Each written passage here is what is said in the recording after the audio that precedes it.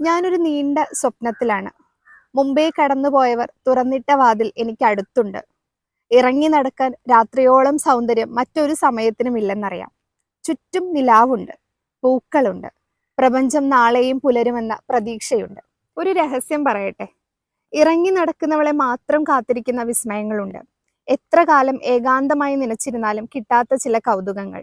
അത്തരം കൗതുകത്തുമ്പത്തെ കാത്തിരിപ്പുകളാണ് എൻ്റെ കവിതകൾ. ഒരുവളുടെ തന്നെ പല നിറ പകർച്ചകൾ.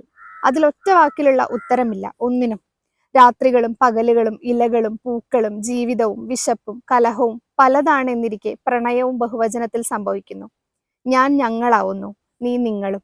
എൻ്റെ അല്ലെങ്കിൽ നിങ്ങളുടെ സംഘർഷങ്ങൾ, അശാന്തികൾ കവിതയിൽ വിലയം പ്രാപിക്കുന്നു. എൻ്റെ വേവും നോവും അടുക്കളയിൽ പാകപ്പെടുന്നതാണ്. നല്ല പാചകക്കാരി അല്ലാത്ത ഞാൻ ഇടയ്ക്കിടെ നാവു നീട്ടി കവിത രുചിക്കുന്നു, പാകം നോക്കുന്നു.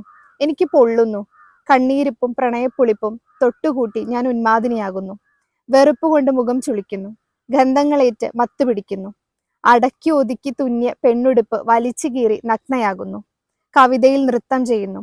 മുട്ടിപ്പായി പ്രണയിക്കുന്നവർക്ക് മാത്രം ദർശനം നൽകുന്നു. ഉടലും ഉയിരും നടനമാകയാൽ എൻ്റെ കവിത ദിനം പ്രതി വിശുദ്ധയും വാഴ്ത്തപ്പെട്ടവളുമാകുന്നു. കല ടീച്ചർ തൻ്റെ കവിതാ സമാഹാരത്തിന്റെ ആമുഖം തുടങ്ങുന്നത് ഇങ്ങനെയാണ്: ജിപ്സി എന്നാൽ നാടോടി, ജിപ്സി പെണ്ണ് എന്നാലോ നാടോടിയായ പെണ്ണ്.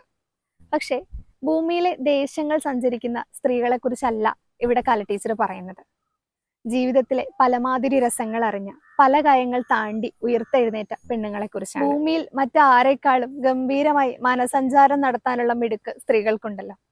അത്തരത്തിൽ പല വിധേനയുള്ള മനസഞ്ചാരങ്ങളാണ് ഈ പുസ്തകത്തിൽ ആകെ. ഭൂമിയിലെ ഏത് കോണിലിരുന്ന് ഒരു പെണ്ണിനെ കുറിച്ച് എന്തെഴുതിയാലും അതൊരു കവിതയോ കഥയോ ഒരു നോവലോ ഒരു സിനിമയോ എന്തിന് അതൊരു ഓർമ്മ മാത്രമാകട്ടെ, നമുക്ക് നമ്മളെ കണ്ടെത്താനാകും. അത്രയ്ക്ക് സമാനതകളുണ്ട് നമ്മുടെ ജീവിതങ്ങൾക്ക്. നമ്മുടെ ആത്മകഥകളും നമ്മുടെ ജീവചരിത്രങ്ങളും ഒക്കെ ഭൂമിയിലെ വലിയ അതിജീവന രേഖകളാണ്.